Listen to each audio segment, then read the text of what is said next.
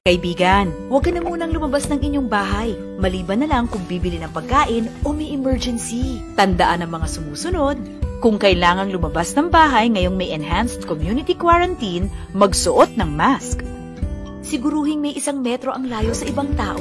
Magdala lagi ng alcohol o alcohol-based hand sanitizer. Huwag hawakan ang iyong mukha. Bago naman pumasok ng bahay, maghugas ng kamay gamit ang tubig at sabon sa loob ng 20 segundo o kaya mag-alcohol o sanitizer. Isprayan ng disinfectant ng mga sapatos at iwan ang mga gamit sa pintuan. Maligo at ilagay ang pinaghubaran sa hiwalay na laundry bag at labhan agad. Ilagay sa hiwalay na tapunan ang mga gamit na gloves at face masks sa loob ng 3 araw bago itapon at ipakolekta. Sa wastong pag-iingat, ang virus hindi kakalat. COVID-19, kayang-kaya nating tapusin.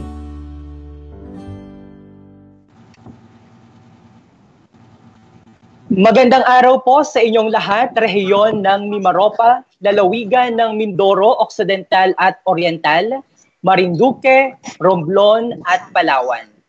Ngayon po ay araw ng Biyernes, 8 sa buwan ng Abril o buwan ng Mayo, 2020. Ito po ang Philippine Information Agency Mimaropa Virtual Presser, kung saan na iniimbitahan natin ang mga resource person mula sa iba't ibang mga kagawaran ng ating pamahalaan dito sa ating rehiyon upang magbigay ng mga update sa kanilang mga tanggapan. Sa pangalan po ng aming Regional Director na si Dr. Joey Alagaran, ako po si Romeo Matac Jr. mula sa Marinduque at kasama rin po natin ang iba't ibang mga Information Center Managers mula sa 3 pang mga lalawigan. Sa Occidental Mindoro, kasama po natin si Mr. Voltaire Dequina. Sa Oriental Mindoro, si Dr. Luis Cueto. Sa Romblon, si Mr. Paul Jason Pos. Sa Puerto Princesa, Palawan, nandyan po si Mr. Orlan Habagat. At sa amin pong PIA Mimaropa Office, si Mr. Lyndon Plantilla at si Ms. Lani Ronquillo. Isa po sa ahensya ng ating pamahalaan na higit at mas lalong pinakaabala ngayong ang ating bansa ay kumakaharap sa matinding pagsubok dala ng Coronavirus Disease 2019 pandemic ay ang Department of Health o ang Kagawaran ng Kalusugan. Kaya mapalad po tayo ngayong araw sapagkat makakasama natin sa pamamagitan ng Skype si Dr. Emmy Rose Moreno, ang Incident Commander ng COVID-19 dito po sa rehiyon ng Mimaropa. Kasama rin po si Ms. Romalyn Racho, ang Health Education and Promotion Officer ng DOH Mimaropa. Muli po isang magandang hapon po sa inyong lahat at sa lahat po ng ating mga kababayan sa buong rehiyon ng Mimaropa. At makikibalita po tayo ngayon sa ating pong panauhin kay Dr. Emmy Rose kung ano po ang pinakahuling update patungkol naman po sa COVID-19. Doc Emmy Rose, kumusta po muna kayo? We're good. We are really trying our very best to answer or address the needs of our fellow Mimaropans. Dito po sa rehiyon ng Mimaropa ay talaga pong napaka-busy ng mga tao dahil kagaya hindi naman po lingid sa inyong kaalaman, malayo po ang ating regional office sa mga aming nasasakupan. Kung kaya very challenging po, lalo-lalo na sa panahon na ito na meron po tayong pandemic. Kaya sinusubukan po ng ating rehiyon na matugunan ang mga pangangailangan ng ating pong mga kasamahan. Sa inyo pong lahat na aming mga media partners, magandang hapon po. Okay. Dire-diretso na po tayo, Dr. Emmy Rose. Kumusta po o ano po ang latest update sa ating pong COVID-19 dito po sa ating rehiyon? Dito po sa ating rehiyon ng Mimaropa ay meron po tayong 30 cases of confirmed COVID-19. So, yan po, karamihan ng mga kaso natin ay nanggaling po sa Oriental Mindoro na sumasakop po ng, meron po tayong 30 COVID-19 confirmed cases. Sa Occidental Mindoro, meron po tayong 5. Sa Oriental po, 16. At sa Marinduque, 6 po. Sa lalawigan ng Romblon, 1. At sa Palawan naman po ay 2. Sa 30 cases na ito, 17 na po ang nakarecover. Subalit 3 naman sa 30 cases na ito ay binawian ng buhay. Samantala, ang bilang po ng ating suspect at probable cases ay may total na 156 sa ngayon. So yan po yung update kung ano po ang profile ng ating COVID-19 sa rehiyon ng Mimaropa. Maraming salamat po sa update na yan, Dr. Emmy Rose. At dito po sa aming probinsya ay kahapon po ay nag-send off na rin po kami nung 2 pa po naming mga COVID-19 patient at na-discharge na po sila sa hospital dito sa Marinduque Provincial Hospital. At isa pong magandang balita ito sa ating pong mga kababayan, lalong-lalo na po dito po sa bayan o sa lalawigan ng Marinduque. Maliban po dyan, Doktora, baka meron na po kayong mga mahalaga pang mga mensahe, mga update dyan naman po sa kagawaran ng kalusugan. Tuloy-tuloy pa rin po ang pagpapadala ng rehiyon sa pakikipagtulungan po sa Office of Civil Defense ng mga PPEs para po sa ating mga frontliners. So sa panahon ngayon, isinasantabi po natin, wala na pong private, wala na pong government hospital, kundi iisa na po tayong lahat. Iisa ang ating kulay. Lahat po tayo ay handang magsilbi kung sino po ang nangangailangan. Kung kaya't yung pong pinapadala ng Mimaropa Region ay para po sa lahat na nangangailangan, kung ito man po ay nanggaling sa hospital. They can access yung commodities ng COVID po. Bagamat alam po naman natin na meron po tayong kakulangan, this is a global shortage. So hindi lang po sa bayan ng Oriental or sa Mimaropa, meron pong kakulangan ng PPEs. Ngunit ina-address ng ating kagawaran ng kalusugan sa kanyang makakaya para po mabigyan ng sapat na PPEs ang ating mga frontliners. At bukod po dito, nag-procure na rin po ang ating kagawaran ng kalusugan, ang inyong regional office ng mga vitamins para po sa ating mga frontliners. Hindi po siya madami, ngunit ang aming pong prioridad sa pagbili po ng aming mga gamot, pangunahing gamot ay yung pong ating mga frontliners. Magandang balita po yan, Doktora. At sa pagkakataon din pong ito ay kagaya po ng nabanggit ko kanina, kasama rin po natin ang iba't iba pong mga information center managers at sa pagpapatuloy po, kung may mga katanungan po ang ating pong mga kasamahan dito po sa PIA Mimaropa, unahin po natin ang Oriental Mindoro kay Dr. Luis Cueto. Baka meron po kayong katanungan para po kay Dr. Emmy Rose. Go ahead po. Okay, good afternoon po, Dr. Rose. Okay, ang tanong ko po ay ano po ang magiging sitwasyon ng mga paaralan dito sa Oriental Mindoro sa darating na August 24 na kung saan po ay pinahayag ng DepEd na ito po ay ang opening ng klase. Ano po ang rekomendasyon ng DOH single dito? Salamat, Mr. Luis, sa inyong katanungan. Very timely. At naniniwala ako na marahil sa iba ring probinsya ng Mimaropa, ito po yung agam-agam ng ating pong mga nasa edukasyon na sektor. So base po sa Administrative Order 2020-0015, nakasaad po ang minimum public health standards or requirements para sa mga iba't ibang settings at kasama po dito yung paaralan at yung pong mga schools. May mga rekomendasyon po doon, Mr. Luis Cueto, na dapat sundin ng mga paaralan upang maging handa at masigurado ang kaligtasan ng mga mag-aaral, pati na po yung ating mga guro. Ito po ay sa pamagitan ng mga estratehiya para po mapaigting ang physical at mental resilience at para rin po mabawasan ang paglaganap ng transmission ng COVID at mabawasan rin po yung contact at yung duration of infection. Just allow me briefly para po mabigyan daan kung ano po ba yung ibig kong sabihin. Pagdating po doon sa physical at mental na resilience, ang tinutukoy po dito ay kailangan po ngayon pa lang mahikayat po natin ang bawat isa bago po pumasok sa mga paaralan ay maisagawa yung pong this is not a new procedure but we should ensure yung pong pagkain na kanilang well-balanced diet.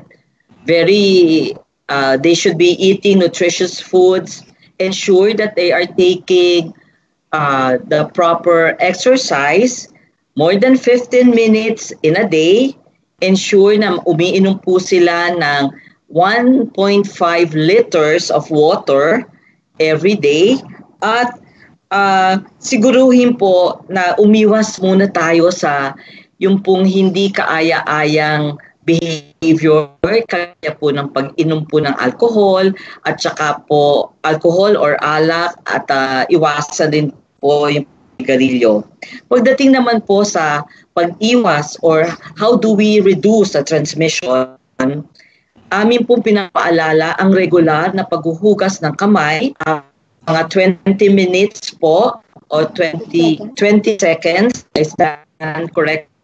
Seconds po ng spoon at tubig. Kung hindi naman po available ang sabon at tubig, we can use alcohol or water-based sanitizer. At kasama po doon, mahalaga po sa panahon na ito na meron po tayong nakakausap na pagsasabihan po natin ng ating mga agam-agam. Importante po ito.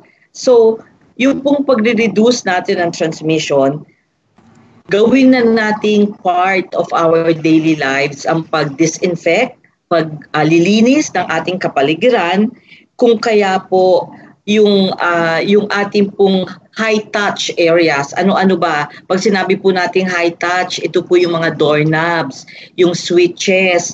Dapat po every 2 hours, ito po ay nililinis natin. Ngayon po, pagdating naman po doon sa mga workplace, doon po sa workstations, we advise or we highly recommend that on a daily basis, ito po ay ating nililinis, dinidisinfect. Ngayon, pagdating naman po sa reducing the contact, which is part and parcel na paghahanda po sa ating mga paaralan. Pag pumasok na po ang ating mag-aaral, siguruhin po ng ating school administrators na maintain po yung physical distancing at all times. At sa panahon pong ito, miski po bumalik na ang ating mga estudyante, ay iiwasan pa rin po ang mass gathering, yung pagkukumpul-kumpol ng mga tao sa isang lugar. Pagdating naman po sa reduction or reduce of duration of infection, kailangan po matutunan na po natin mag-identify ng mga taong meron pong sintomas na meron po silang contact sa isang confirmed case at ito po ay ating i-isolate. Sa ngayon po, meron po tayong mga individual na wala pong sintomas, ngunit po sila ay na-expose sa close contact, kung kaya dapat po natin sila quarantine. You know, all of these things should be part and parcel of the new norm na dapat po isagawa sa loob at labas ng paaralan. In any public setting, dapat po this new norm should be observed at all times. So I hope I was able to answer the question of Sir Luis. Okay, maraming salamat po. Talagang napaka-informative po para sa ating mga nanonood ngayon. Okay, back to you, Myong. All right, maraming salamat po, Dr. Luis, mula naman po dyan sa Oriental Mindoro. At dumako naman po tayo diyan naman sa ating kasamahan sa Romblon, si Paul J. Fos. Kung meron kang katanungan para kay Dr. Eme Rose, please go ahead.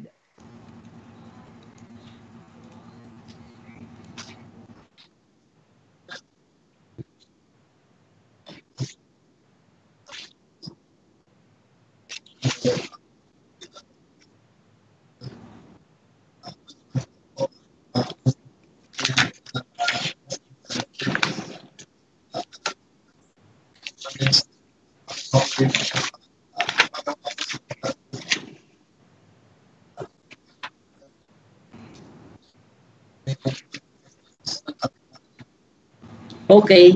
Thank you, Sir Paul, sa iyong tanong. Marahil hindi lang po sa panahong ito na kinakailangan po natin i-scale up ang ating mga laboratory testing. Dahil ang ating pong kalagayan dito sa Mimaropa, napakalayo po natin sa Metro Manila, kung saan po karamihan ng ating mga laboratorio ay matatagpuan. Ngunit sa panahong pong ito, sa tulong po ng ating Regional Director Mario Baquilod, ay maisa sa katuparan na po yung matagal na pangarap ng ating pong rehiyon na makapag-establish po ng COVID-19 testing laboratory. Ayon po sa Administrative Order 2020-0014, ito po yung guidelines wherein yung ating po mga laboratorio ay makakakuha po ng license to operate. Unang-una po, ang ating mga laboratorio should be DOH license. Ang kung ay pang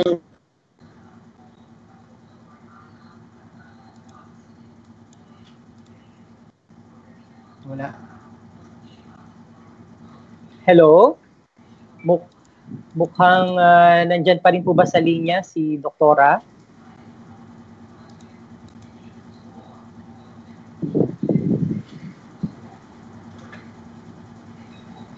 Mukhang nag-hang sa kanila, no?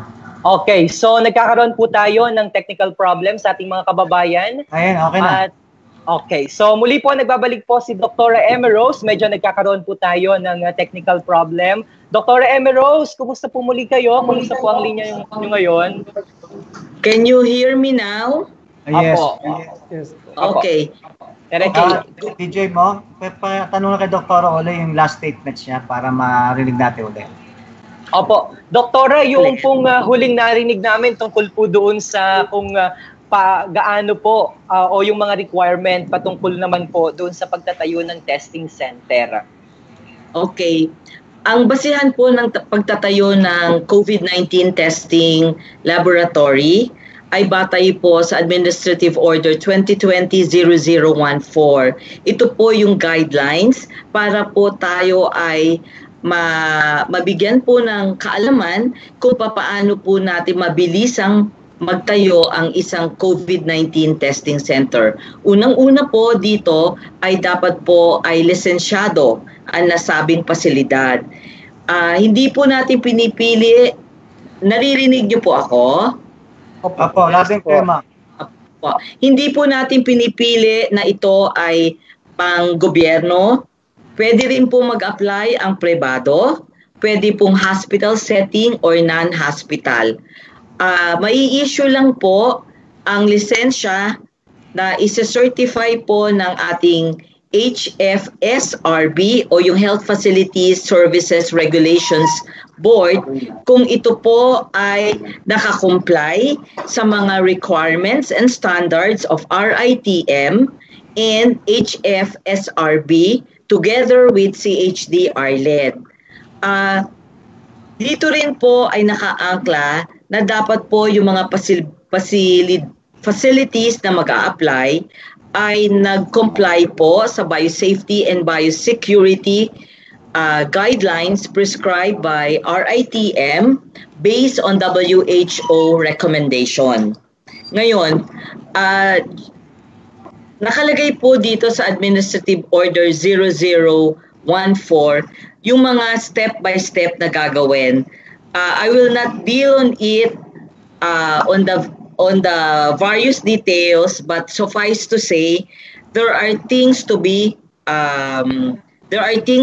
complied in terms of manpower complement, information management, environmental, yung physical facilities, yung infra, pagdating rin po na equipment and instruments, service capability and quality improvement activities. Okay? Yung lahat po na nasabi, there are certain standards to be followed by the applicant. Kung sakasakali naman po na merong gaps because definitely ang mag-a-assess po nito ang ating central office. If there are gaps, CHD RLED is there to assist. Right. Okay. Maraming salamat po sa napakahalagang detalye na yan, Dr. Emerose. I understand po, Doktora, meron din po tayong testing center, COVID testing center dyan po sa Palawan. Kumusta po, ano po ang update natin po tungkol po nito? Nagagamit po ba natin ito? Gaano po ang patient na atin po na-accommodate? Okay, maraming salamat, sir, no? It's a very welcome development. Ang ating pong ospital ng Palawan ay isa po sa mga mauunang magbubukas para po sa Expert Express. So, ito po ay another COVID-19 RT-PCR test na magiging abot kamay para sa ating mga Palawenyos. Undergoing training ang ating pong mga medical staff for the said facility. But suffice to say, sa madaling panahon, ito po ay magbubukas as soon as cartridges will be made available. For Mimaropa, ang nabigyan pa lang po ng go signal ng ating kagawaran ng kalusugan ay ang Ospital ng Palawan. We are nominating several facilities in the region para po maging COVID-19 testing center. Napakagandang balita po niyan, Dr. Emerose. Tama po kayo, it's a welcoming development nga ni po, lalo pa at kailangan ho ng mga pasilidad na kagaya naman po ng sa Palawan. At speaking of Palawan, dire-diretso na po tayo dyan po sa Puerto Princesa, Palawan. Ay nandyan po ang ating kasamang si Mr. Orlan Habagat. Baka meron po kayong katanungan sa ating pong Dr. Emerose. Please go ahead po, Sir Orlan. Magandang hapon po, Doc. Magandang hapon. Kaugnay po doon sa testing center ng ONP. Maliban po ba sa ONP, may iba pa po bang nag-apply na maging testing center sa Palawan? Meron po nag-apply. Actually, the regional office will be the one to nominate facilities which we deem more or less ready in terms of the standards na akin pong nasabi kanina, no? In terms of the physical structure, manpower, equipments, etc. So bukod po sa Ospital ng Palawan, amin po ni-nominate ang Oriental Mindoro Provincial Hospital.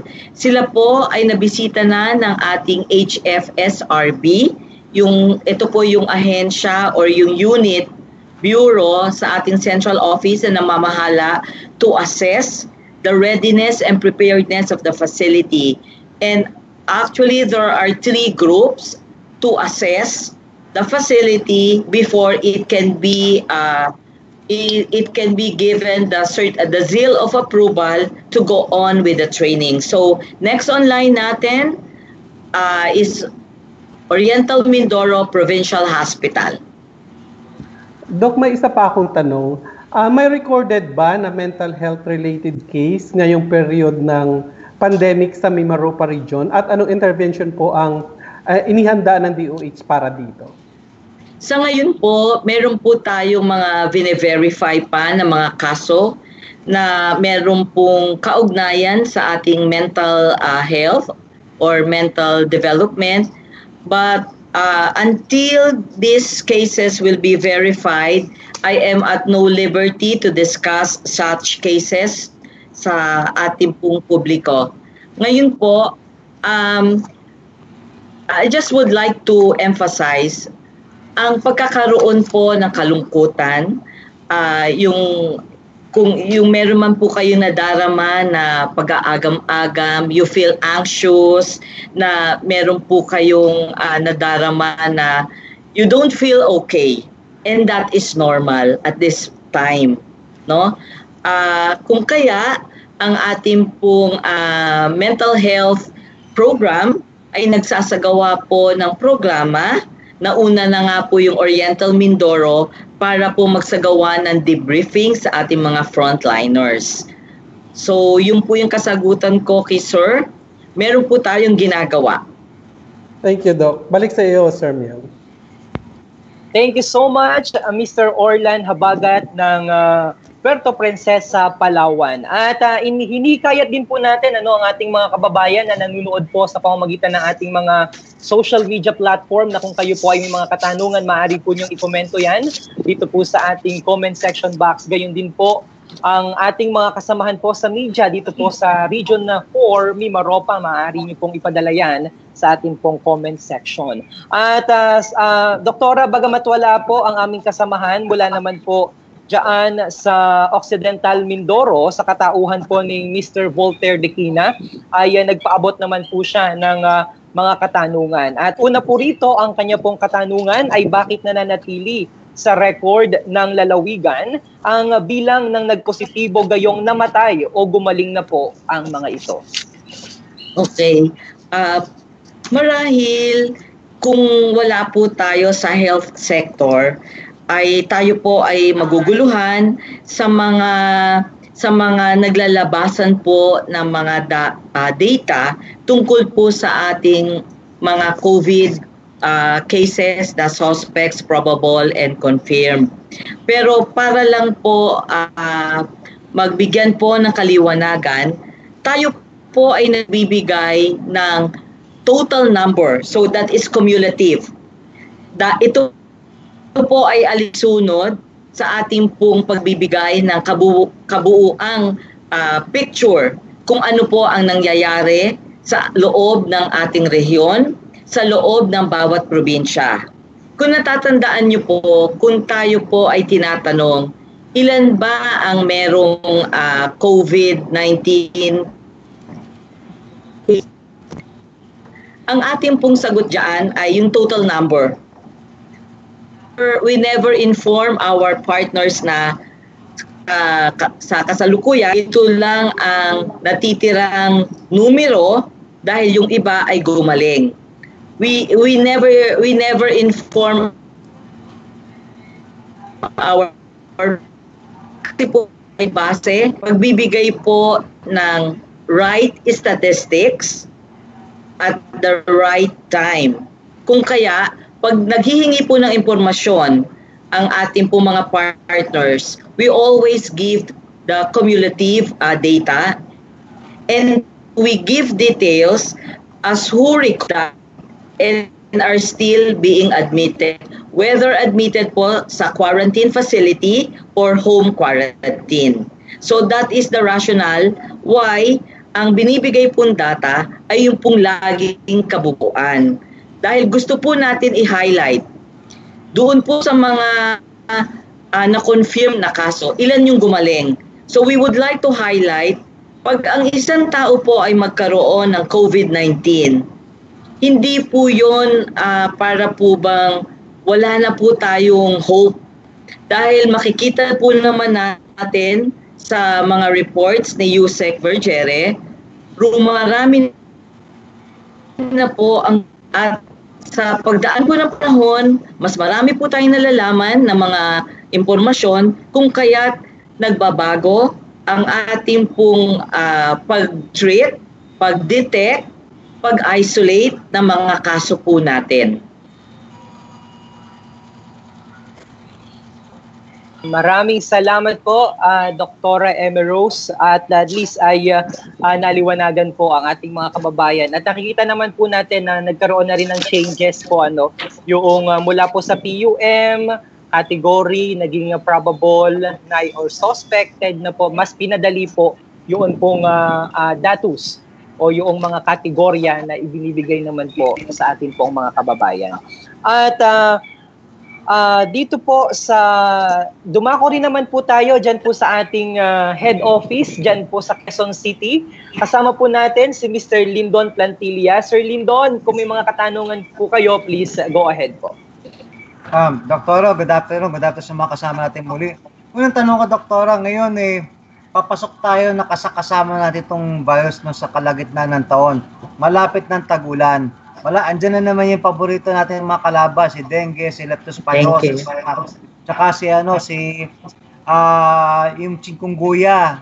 Yung mga Chikungunya, yan.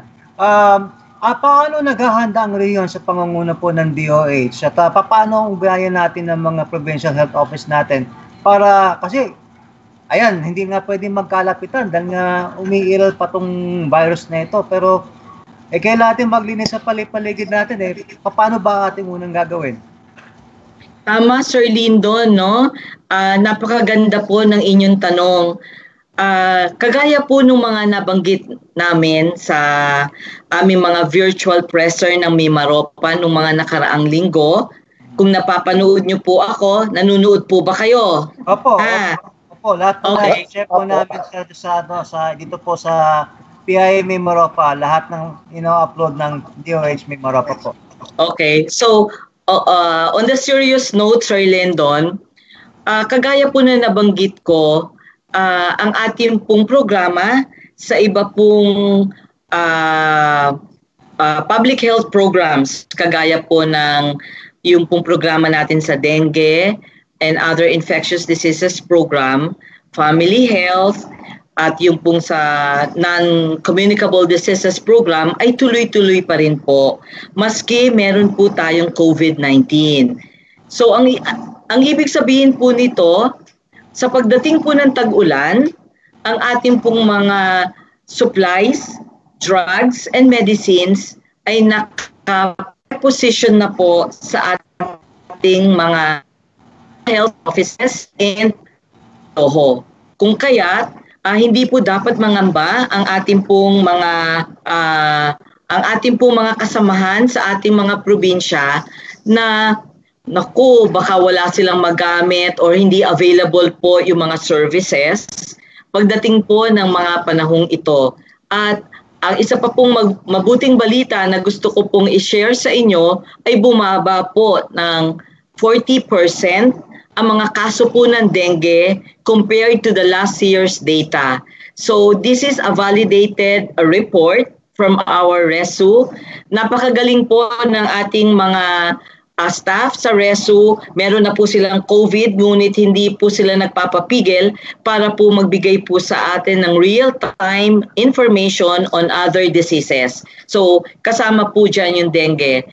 Ang ating pong mga serbisyo, kasama po yung mga commodities for this other diseases, over and above the COVID-19 ay nandyan na po sa inyong mga probinsya.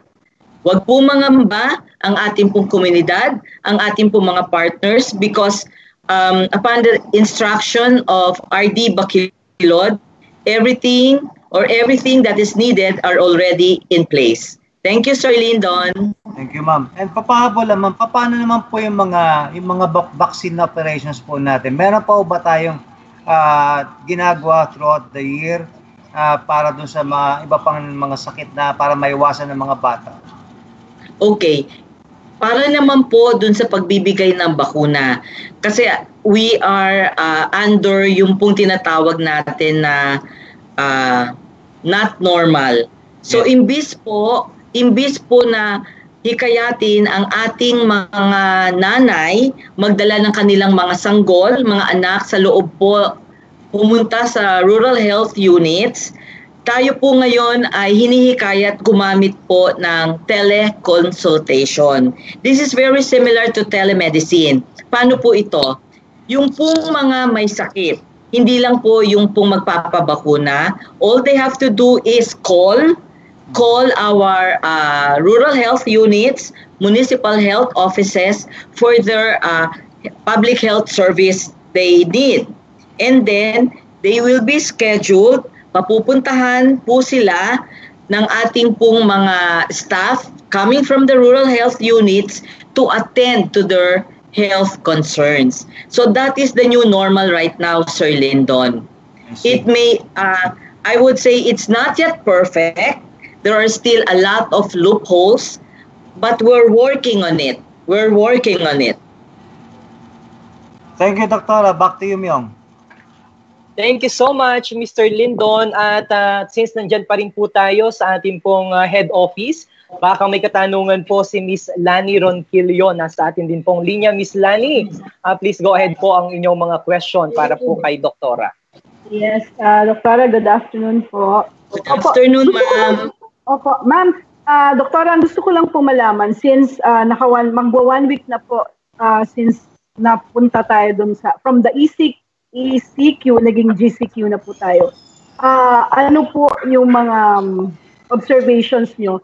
Kasi po dito, like dito sa ibang areas na under ECQ pa ngayon, malaki yung fear nila na pag bumalik na sa syempre yung GCQ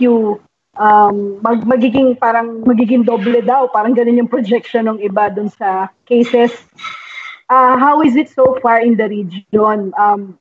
Mas successful po ba na na-contain na natin yung virus, or I mean not contain, no, pero mas tama po ba yung fears ng iba na mas tataas yung kaso ng COVID, or mas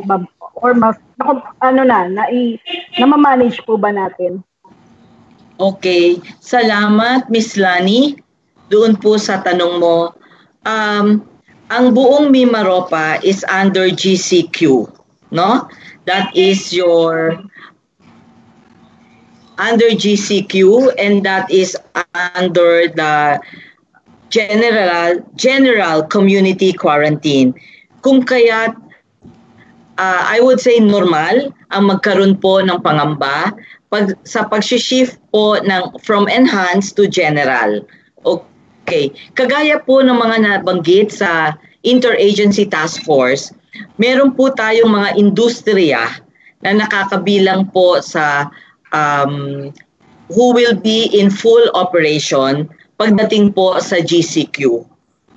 Meron po na mga industriya na 50% or will be partially open while the rest will be done off-site.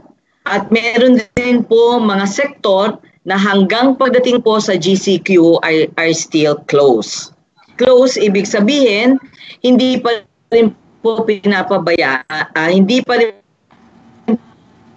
po pinapabaya ating 20 and below. At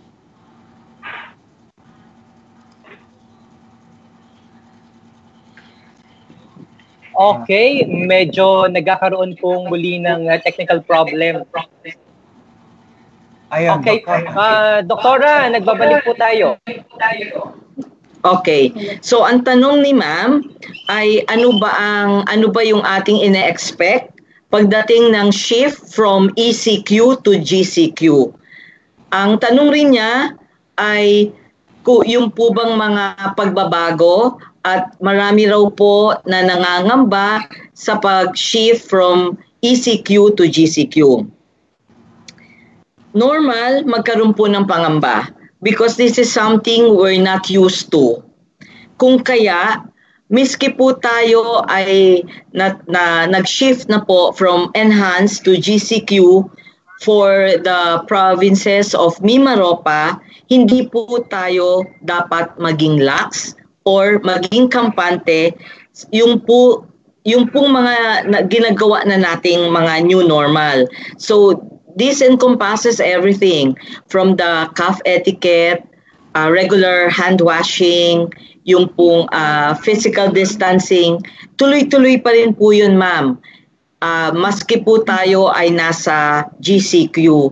At kagaya rin po yung mga naunang nabanggit namin po sa virtual presser, there are a number of industries that will be fully operational under GCQ, and some of these are forestry, agriculture, yung po mga supermarkets, hospital, water, and electric.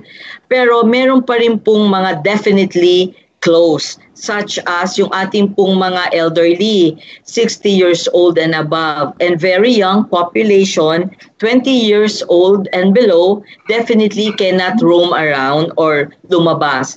They are only permitted if they have a quarantine pass, at kinakailangan po nila lumabas kasi they have to buy basic necessities. But other than that, definitely they should be staying home.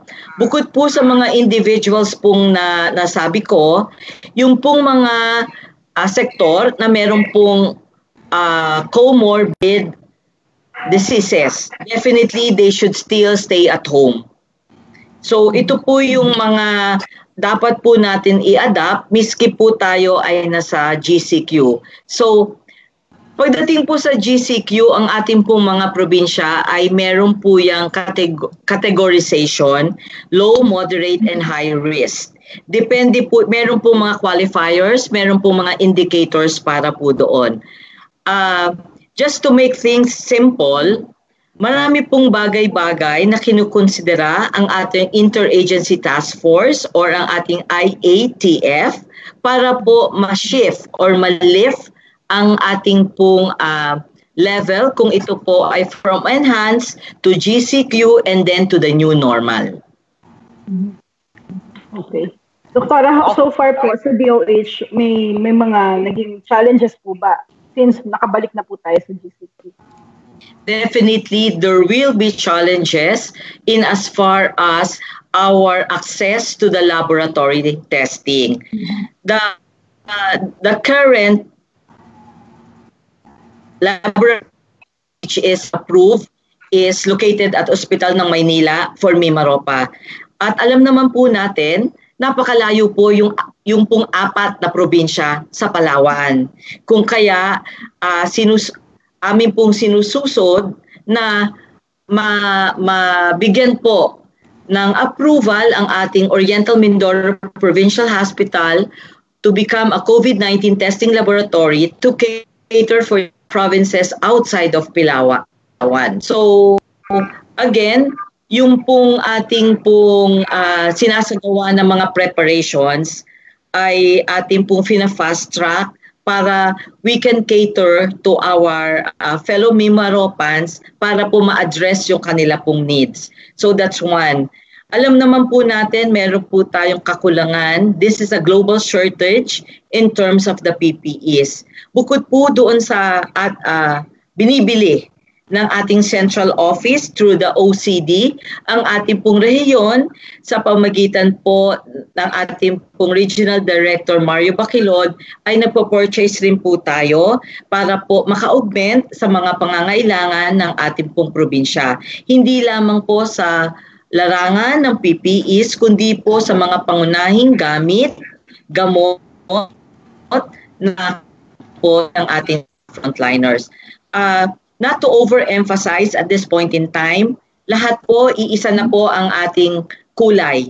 Wala na pong pribado, wala na pong publiko na mga pasilidad, iisa na po ito dahil ang laban po natin sa COVID-19, tayo po ang kailangan magtulong-tulungan.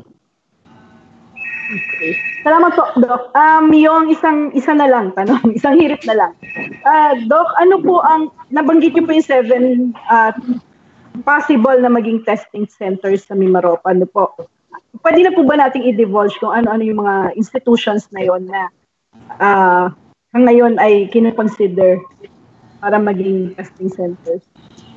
Okay.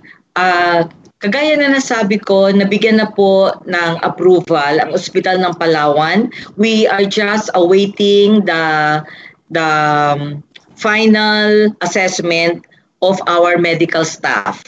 They are undergoing training for the COVID-19 testing laboratory. Next online, hopefully with the next coming weeks, would be Oriental Mindoro Provincial Hospital. They have been already visited by HRSRB, and then they will be assessed again for the preparedness by CHD RLED.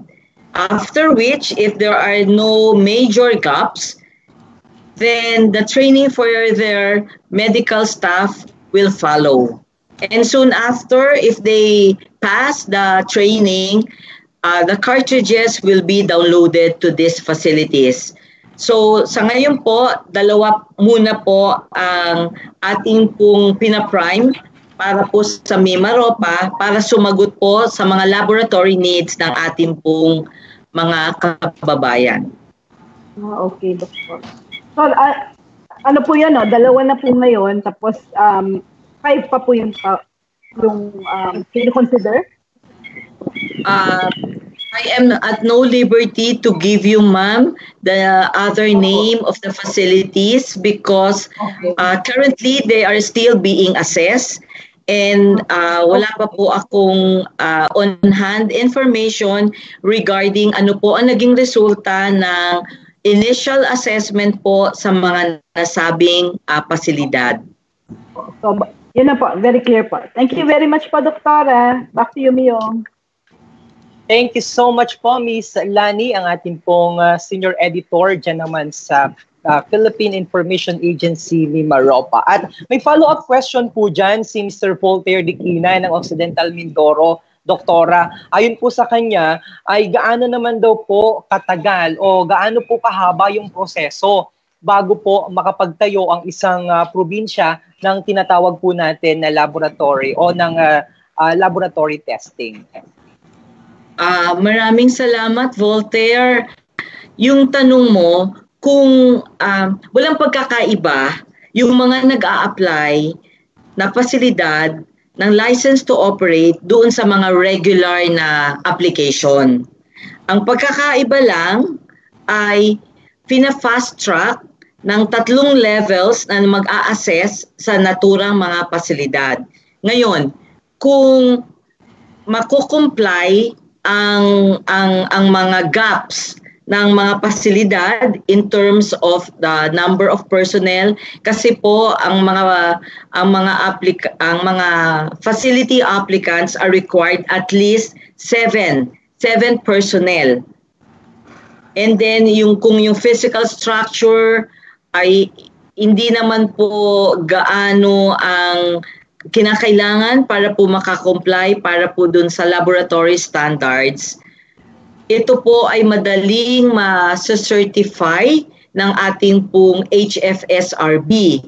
So ang feedback po sa akin ng CHDR-led, if all these things are already in place, kagaya ng sabi ko, information management, environmental management, at yung pong physical structure, personnel complement, the trainings required, in 2 to 3 days raw po, pwede agad po itong maisagawa. All right. Maraming salamat po again, Doktora. Ito naman po yung aking katanungan mula po dito sa Marinduque sapagkat marami po kitang mga naririnig o mga babasa po, pinapadalang mensahe sa atin ng ilan sa ating mga kababayan na mga overseas Filipino workers or mga OFW. Dito po sa aming probinsya, particular po dito sa bayan po ng Torrijos, meron na pong community quarantine facility na inactivate para daw po ito sa mga OFW. Ano po kaya yung tulong na ibibigay so far ng ating pong regional patungkol po dito sa mga community quarantine facility na ito? Okay, so sir, pagdating naman po doon sa community quarantine para sa ating mga kababayan na overseas Filipinos, meron pong inilabas ang Interagency Task Force, 3 pong resolutions, 26, 29, and 30. Ito pong mga 3 resolutions na ito ng IATF, EID, ay nagbibigay po ng mga alintuntunin kung ano po ang mga medical na benepisyo, serbisyo na dapat po igawad sa ating mga overseas workers. At ito rin po ay naaayon doon po sa Department Memorandum 2020-0180 na kung saan po ang ating pong nagsisidatingan ng mga OFWs have to subject themselves into a mandatory 14-day facility quarantine. And they will also be subjected into rapid antibody testing for COVID-19. Ito po ay alinsunod nga po dun po sa Department Memo na pinalabas po ng Kagawaran ng Kalusugan 2020-0180. Pagkatapos po noon, meron ulit pinalabas yung pong resolution ng ating IATF, resolution number 29, na bukod po dun sa rapid antibody testing na dapat po nating isagawa, ay pinapa-explore yung pong feasibility na maigawad po na testing sa ating pong mga OFWs both Filipinos and foreigners yung pong RT-PCR. Right now, alam po naman natin, this is the only diagnostic. This is the only confirmatory diagnostic test we have right now. Ibig sabihin, ito lang po ang test, RT-PCR, ang magbibigyan po sa atin ng very accurate result na magsasabi kung ito pong taong to ay meron o walang COVID-19. Bukod po dito, meron po inilabas na Resolution number 30, ang International Interagency Task Force kung saan inihikayat po ang lahat po na ahensya ng gobyerno na isa katuparan yung pong pangangalaga sa ating mga OFW na ibigyan po sila ng komportable na accommodation, bigyan po yung kanilang needs, pati po attend to their medical concerns, kasama na po yung daily body temperature checking bago po sila ipadala sa kanilang respective destination. So, bukod po dun sa mga medical na serbisyo pong nabanggit ko, kasama na rin po doon ang dapat ang CHD po ang magsaserve as a bridge regarding po doon sa pag-uwi ng ating pong mga kababayan sa kanila pong mga lugar. Okay, at pakilinaw din po ito. Maraming salamat po, Doktora At mangyari din pong pakilinaw, Doktora sapagkat medyo nagkakaroon po ng kalituhan yung ilang sa ating mga kababayan pong mga OFW na nagnanais po na nandyan na po sa Metro Manila at gusto na pong makauwi sa kanilang mga probinsya. At ito, alam naman po natin na ito pong ating rehiyon ay mga probinsya. So, inaasahan po natin na sila po ay darating dito sa ating pong mga probinsya sa mga susunod po na mga araw. Ang kanila pong katanungan, Doktora, halimbawa pong sila ay 14 days quarantine na po dyan sa Metro Manila. Pagdating po dito sa respective destination po nila na probinsya, ay mag-undergo din po sila ng another 14 days na quarantine period. Okay. Alam mo, mabuti na itanong mo yan kasi marami po kami natatanggap na mga complaints or reports regarding po sa ganyan pong mga matters. Una, meron po tayong dapat isagawa na 14-day mandatory facility-based quarantine. That is very basic to all, whether Filipino or foreigners. Una yon. Non-negotiable yon, Sir Romy. Okay? Apart from the mandatory quarantine period of 14 days, ang nasabing mga overseas workers should subject themselves free of charge to either RT-PCR or antibody tests. Okay? Non-negotiable yon, Sir Romy. Ngayon, kung ang nasabing mga tao ay na-test dito sa Maynila, therefore, ang assumption po doon, Sir Romy, ay sila ay nag-undergo na ng mandatory quarantine period. Now, pagkatapos po nung mandatory period na iyon, paprint lang ito.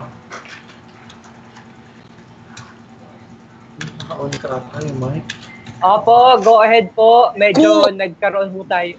Okay. Sir Romy. Yes, go ahead po, Doktora. Go ahead po. Okay. Sir Romy. Opo, naririnig na po namin kayo, Doktora. Yes, please go ahead po. Okay, medyo nawawala-wala lamang po si Doktora. Doktora, nandiyan po kayo sa linya. Okay, balik tayo dun sa tanong mo, Sir Romy. Kagaya po ng nabanggit ko kanina, ang non-negotiable para po sa ating overseas workers would be the mandatory 14-day facility-based quarantine plus the RT-PCR and or antibody test that they should undergo. Now, it is assumed that these people have already finished or completed the quarantine period. After finishing the 14-day, the ideal setup, these overseas should be coordinated with the respective LGUs for them to be brought to their home destination. Okay? Kunyari, natapos ako ng quarantine period ko ngayong araw, dapat kinabukasan or bago matapos yung aking quarantine period, ako or yung aking kung sino mang point person dun sa facility where I am staying should have coordinated already with my LGU. Para pag uwi ko, kinabukasan, pagkatapos ko ng aking mandatory quarantine period, ako ay diretso nang uuwi sa aking bayan. Kung ganun ang mga nangyayari, based dun sa protocol, hindi na dapat ulitin yung aking quarantine period. Na gets? Okay. Pero ano ang nangyayari? Ang ating mga OFWs, natapos ang kanilang mandatory quarantine period dito kunyari sa Maynila or outside their home province, hindi po agad-agad umuuwi. At hindi ko po maintindihan bakit imbis na umuwi, ay nagtatagal pa po sa Maynila o sa ibang karatig probinsya. Kung kaya, ang ating mga LGU, kung saan sila uuwi, ay nagbibigay ng panibagong quarantine period. At hindi po natin sila masisisi. Dahil nangangamba rin naman po sila, baka po itong mga nasabing ating mga kababayan na tapos na mag-quarantine period dahil nag-ikot-ikot sa iba pang lugar, ay po pwede pong maging carrier po siya ng COVID-19 virus. At this particular scenario can pose a threat pagdating naman po dun sa kanilang bayan. Kung kaya, dahil sa hindi magandang pakikipag-ugnayan, so dalawang factors yun, no? Hindi maganda yung coordination, LGU to LGU, kaya nadodoble na uulit po yung ating quarantine period.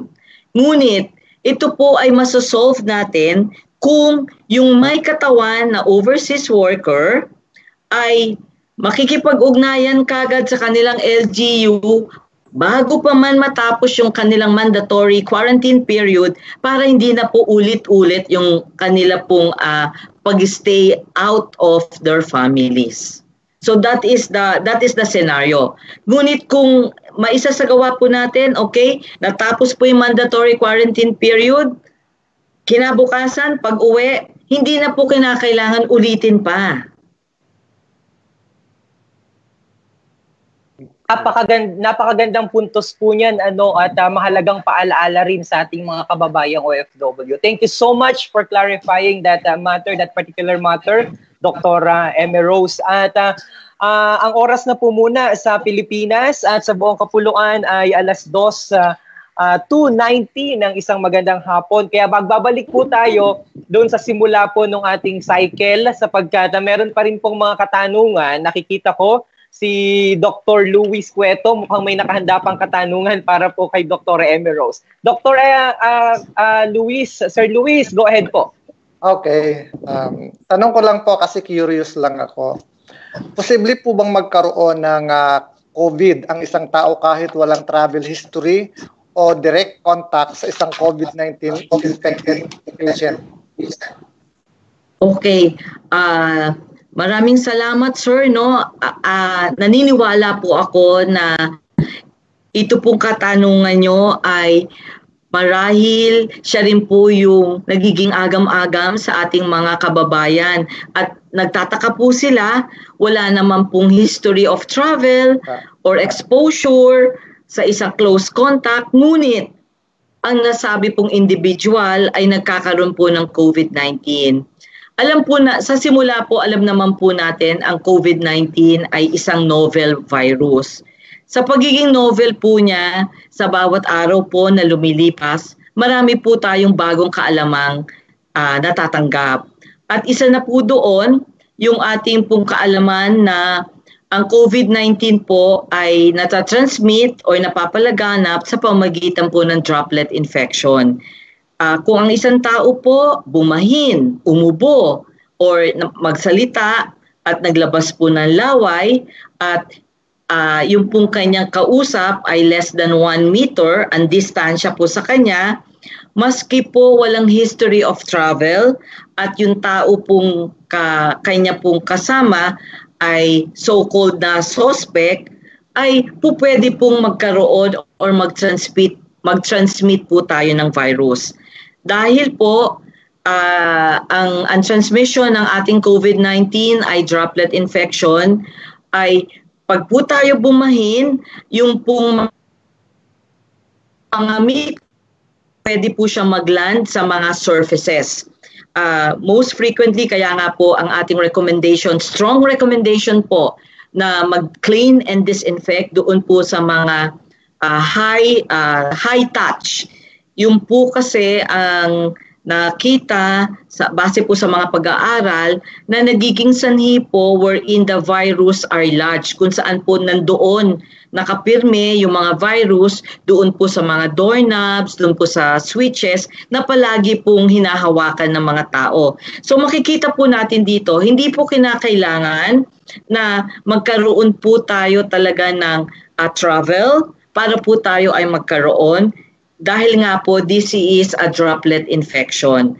Sa pagdating po ng mga araw, lalo pa, mas marami pa po tayong malalaman na panibago pong impormasyon kung paano po matatransmit ang naturang COVID-19. Sa ngayon po, ang alam natin, although mas marami na nagkakaroon po ng mikrobyo ito na nakakasakit, kung sila ay merong pong close contact. Ngunit, hindi po kinakailangan dahil nakikita na po natin ngayon sa ating mga probinsya na nagkakaroon po ng COVID-19 yung ating pong mga suspects, nagiging confirmed cases po sila at natala po doong walang history of travel. Opo. Kasi po naging curious lang ako dahil even our IPs, di mang yan ay nagkaroon. Okay, maraming salamat po. Back to you, Myong.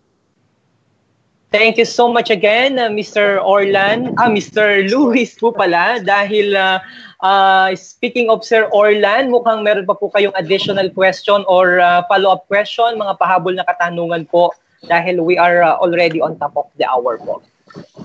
Sir Orlan, go ahead po.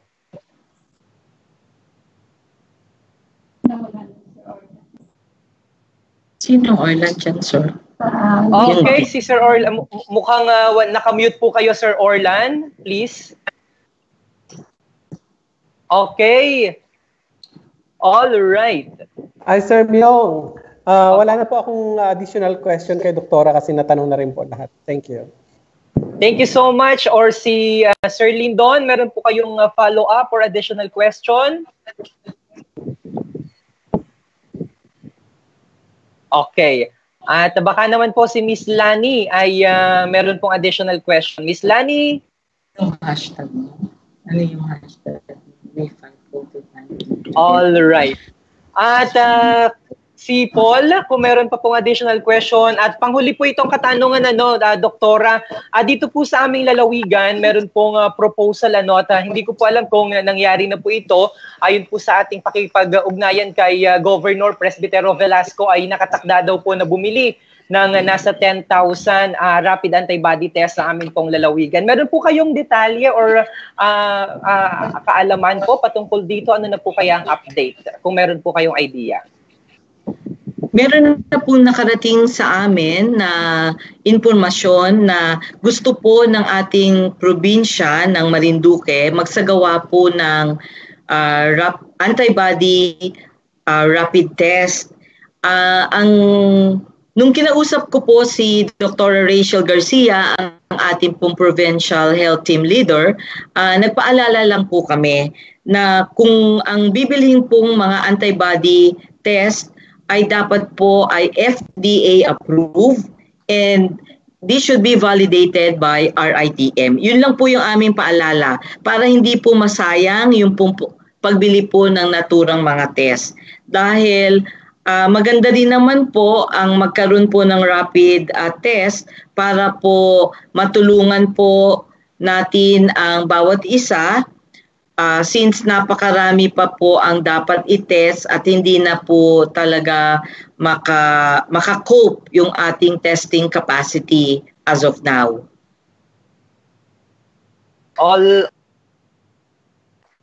All right, thank you so much po again, Doktora. At talaga naman pong napaka-informative at napakaganda po ng ating talakayan ng ating pong virtual presser na ito. At ayaw na po namin kayo na i-hold pa dahil alam po namin na marami pa po kayong mga ginagawa. Baka meron pa po kayong mga gustong mensahe na ipaabot sa amin pong mga kababayan dito po sa rehiyon ng Mimaropa. Nasa inyo po, Doktora, ang pagkakataon. Unang-una sa lahat, nais ko po magpasalamat sa PIA Mimaropa sa pagsasagawa po ng ganitong klaseng forum dissemination. Ito po ay malaking tulong, lalo-lalo na kami po ay malayo, kami po ay nandito sa Metro Manila at hindi po namin talaga makakausap bawat isa sa lahat po ng aming pong mga taong nangangailangan ng tamang impormasyon tungkol po sa COVID-19. Mula po sa aming Director Mario C. Baguilod, na lubha pong napakasipag at on top of the COVID-19, asahan po nyo ang tulong ng inyo pong ahensya, Kagawaran ng Kalusugan, CHD Mimaropa. Amin pong ginagawa ang lahat ng aming makakaya para po matugunan ang pangangailangan ng ating pong mga kababayan sa Mimaropa. Kagaya nga po ng hashtag ng ating pong HEPU, CHD, nila Ma'am Romaline at Ma'am G. Together we fight COVID-19, we heal as one. Kaya po, yun lang. Marami pong salamat mga kasamahan namin, media partners, sa pagbibigay niyo po ng pagkakataon para po kayo ay aming makasama. Marami pong salamat. Maraming salamat po, Dr. Emerose Moreno, ang Incident Commander ng COVID-19 Mimaropa. Kasama rin po si Ms. Romaline Racho ng Health Education and Promotion Officer ng ating pong rehiyon. Yan po sa Department of Health. At muli po sa pangalan po ng aming Regional Director na si Dr. Joey Alagaran, at gayon din po sa lahat ng bumubuo sa Philippine Information Agency Mimaropa. Kanina po ay bago tayo magsimula ay i-shoutout daw po namin sila, si Miss Donna, si Miss Lani, si Sir Ace, si Miss Vicky na nandyan po sa aming tanggapan dyan po sa Quezon City. Kami po ay nagpapaabot sa inyo ng maraming salamat, ng pasasalamat at pagsaludo po sapagkat kayo po ang aming mga masisipag na mga frontliners. At sa lahat po na aming mga kababayan dito po sa buong Mimaropa, maraming salamat po sa inyong ginawang panunood at manatili po kayong nakatutok sa aming pong mga official Facebook pages ng PIA Mimaropa sa bawat probinsya na nakakasakop po dito. Kung kayo po ay may mga katanungan, ipadala lamang po yan sa